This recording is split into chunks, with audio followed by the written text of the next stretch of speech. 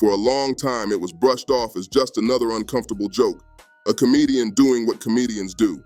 A room full of powerful people laughing a little too late, a little too stiff. When Ricky Gervais mentioned Jeffrey Epstein on that Golden Globe stage, the silence was louder than the punchline. Cameras cut away, faces froze. The moment passed quickly, but it never really disappeared. Years later, that clip keeps resurfacing, not because it was funny, but because it captures something real. Not guilt, not proof, just tension. The kind of tension that exists when a subject is known, but never discussed openly. Fast forward to now, and that same discomfort feels back in the air.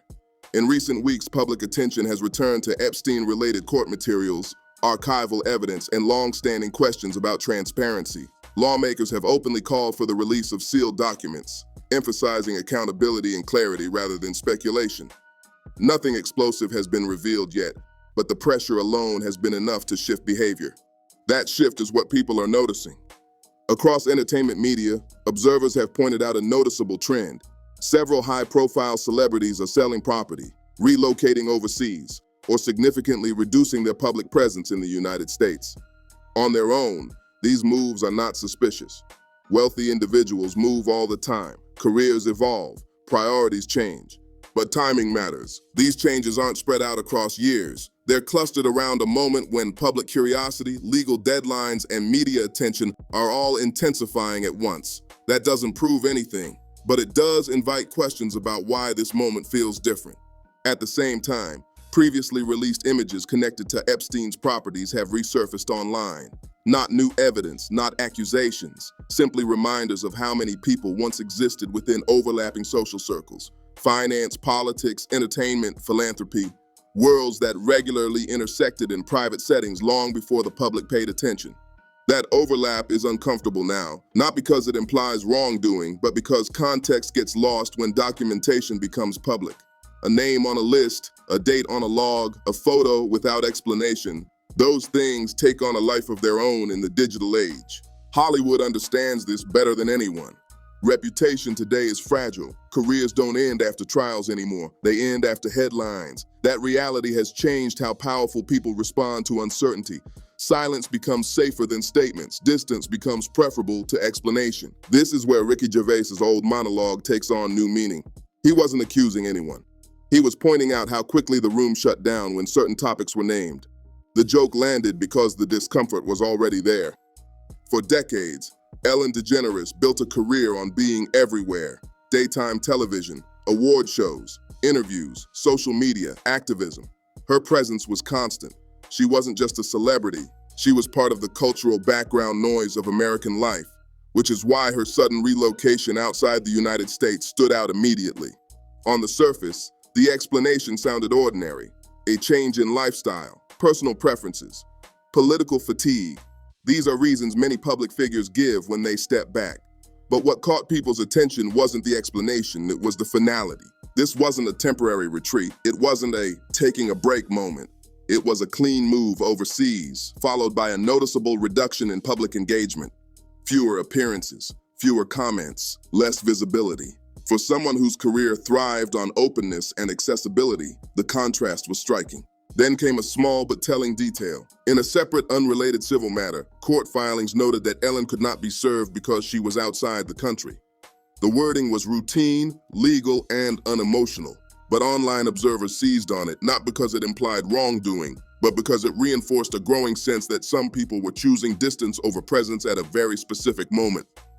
That's where the conversation shifted, not toward accusations, but toward behavior. Hollywood insiders often say that the loudest signals aren't press releases, they're patterns. When influential people move quietly and decisively, it usually means they're responding to something they take seriously. Not necessarily fear, sometimes just risk assessment. At the same time, old interviews and clips began circulating again. Casual comments, offhand remarks, moments that once felt harmless now look different simply because the public lens had changed. Context hadn't shifted, my perception had. This is an important distinction. Nothing about Ellen's move proves anything, but it fits into a broader moment where proximity, association, and past visibility suddenly feel heavier than they did before. In an era where public trust erodes quickly, even neutral connections can become liabilities. Hollywood understands this better than most industries. When attention intensifies, the instinct isn't always to explain. It's to step back. Explanation creates records. Silence buys time. Distance lowers exposure. Ellen's relocation became the first widely discussed example of this shift. Not because it was dramatic, but because it was subtle. There was no confrontation, no public debate, just a quiet repositioning that left room for interpretation. When news broke that Richard Gere had sold his longtime Connecticut property, it didn't initially cause much reaction. Celebrities sell homes all the time. Real estate changes hands. Life moves on. But once the details became public, the conversation shifted. Gere didn't just sell the property, he sold it at a loss. For most homeowners, that might not raise alarms. For someone of Gere's stature and resources, it's unusual. High-end properties owned by wealthy individuals are rarely rushed onto the market, especially when there's no financial pressure to sell quickly. Time is usually on their side, so when speed replaces patience, people notice. The official explanation centered on family priorities and relocating closer to his wife's relatives in Spain. That story is plausible and respectful of privacy, but timing matters. The sale happened amid growing attention on elite social networks, sealed court documents, and renewed calls for transparency surrounding Epstein-related materials. Again, this isn't about guilt, it's about risk awareness. Financial analysts often describe panic selling as a move where certainty outweighs profit. When someone values being finished over maximizing return, it suggests urgency, not fear necessarily, just a desire to close one chapter cleanly and quickly. That's what this looked like. Gere didn't tour the sale. He didn't wait for a stronger market. He moved decisively. And when observers looked closer, they realized he wasn't alone. Several high-profile figures had begun reducing US-based assets around the same period. Not just homes, but visibility, fewer appearances, less engagement, more time abroad. It started to feel coordinated, not in the sense of a conspiracy, but in the sense of shared awareness. Hollywood operates on information. Agents talk, lawyers advise, accountants flag risk. When one person makes a move, others notice and evaluate whether they should do the same.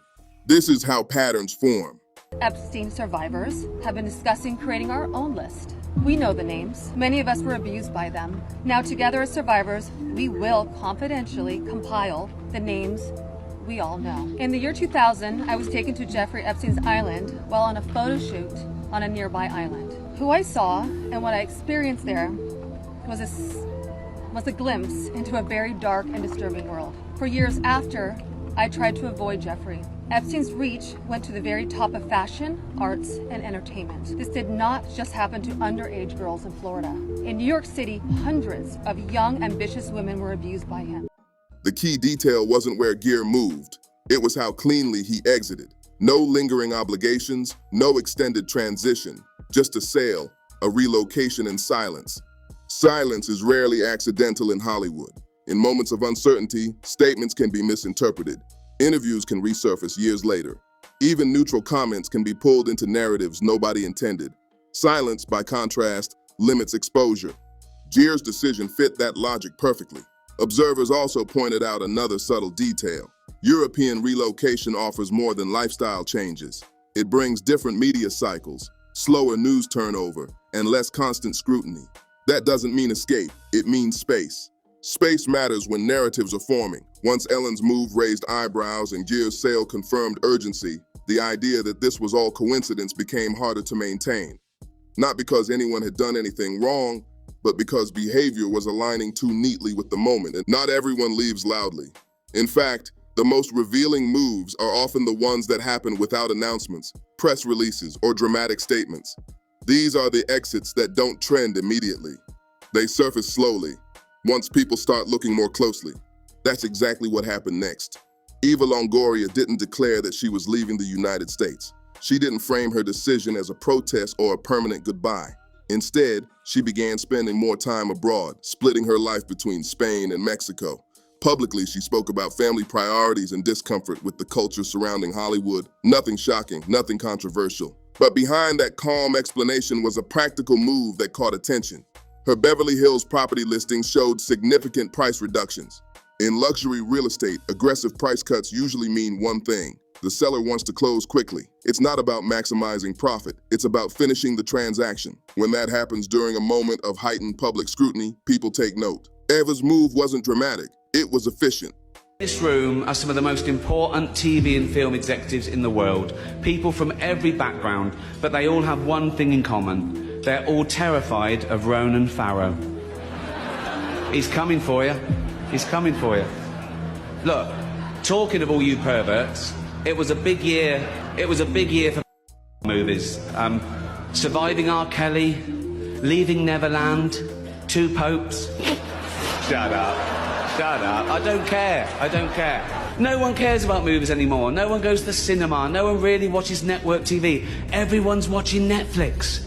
This show should just be me coming out going, well done Netflix, you win everything. Good night. But no, we got to drag it out for 3 hours. You could binge watch the entire first season of Afterlife instead of watching this show. That's a show about a man who wants to kill himself because his wife dies of cancer, and it's still more fun than this, okay? Spoiler alert, season 2 is on the way, so in the end he obviously didn't kill himself, just like Jeffrey Epstein. Shut up. I know he's your friend, but I don't care. You had to make your own way here in your own plane, didn't you? So, if you do win an award tonight, don't use it as a platform to make a political speech, right? You're in no position to lecture the public about anything. You know nothing about the real world. Most of you spent less time in school than Greta Thunberg. So, if you win, right, come up, accept your little award, thank your agent and your God, and off. Okay? Then there was Rosie O'Donnell. Rosie didn't soften her language or leave room for speculation. She relocated to Ireland and stated clearly that she had no intention of returning to the United States. That kind of finality stood out, especially for someone who had spent decades deeply embedded in American entertainment, politics, and media. Her reasons centered on personal beliefs and dissatisfaction with the current climate. Those explanations may be entirely sincere, but what made the move resonate was how definitive it was. This wasn't a pause, it wasn't a trial run, it was a full reset. People started asking quiet questions, not about wrongdoing, but about knowledge. Longtime industry figures don't just have careers, they have memories, access, and context. They've seen how systems work from the inside. When people like that choose distance, it suggests they're responding to something larger than personal comfort. Around the same time, reports surfaced that other celebrities were exploring property overseas, not leaving yet, just preparing. That distinction matters. Planning alone indicates awareness. This is how patterns solidify. One move can be dismissed, 2 can be explained, 3 or 4 begin to look intentional. What ties these decisions together isn't fear, it's foresight. Hollywood understands how quickly perception can shift. Even innocent associations can be misread when documents resurface without explanation. In an environment where screenshots replace nuance, some people choose to remove themselves from the frame entirely. The quiet movers weren't making statements. They were reducing exposure, and that reduction wasn't limited to geography. It included social media silence, fewer public appearances, and minimal commentary on unfolding events. The message wasn't spoken, it was implied. By the time people started comparing notes, the focus had shifted. This was no longer about who did what. It was about who appeared where, who crossed paths, and who might be mentioned in records that were never meant for public debate. That distinction matters. In the modern media landscape, being named isn't the same as being accused, but the consequences can feel just as real. A name without context travels faster than any explanation. Screenshots circulate, headlines form, narratives harden before facts have time to breathe. That's why association itself became the risk. Jeffrey Epstein's social world was built on overlap. Business leaders, academics, politicians, philanthropists, artists, people from very different worlds crossing paths in private settings that once felt exclusive and controlled. At the time, proximity carried status. Today, it carries weight. As renewed attention turned towards sealed documents, flight records, and archive materials, public curiosity intensified. Not because of new allegations, but because of the unknown. Lists without explanations invite speculation, and speculation doesn't require proof to cause damage. This is what unsettled the industry. Someone could be listed for a legitimate reason, a fundraiser, a meeting, a conference, and still find themselves pulled into a conversation they never anticipated. The nuance disappears. Context is lost. What remains is a question mark. Hollywood knows how quickly that question mark can expand. This is why behavior changed across the board. Silence wasn't denial, it was restraint. Relocation wasn't escape, it was insulation.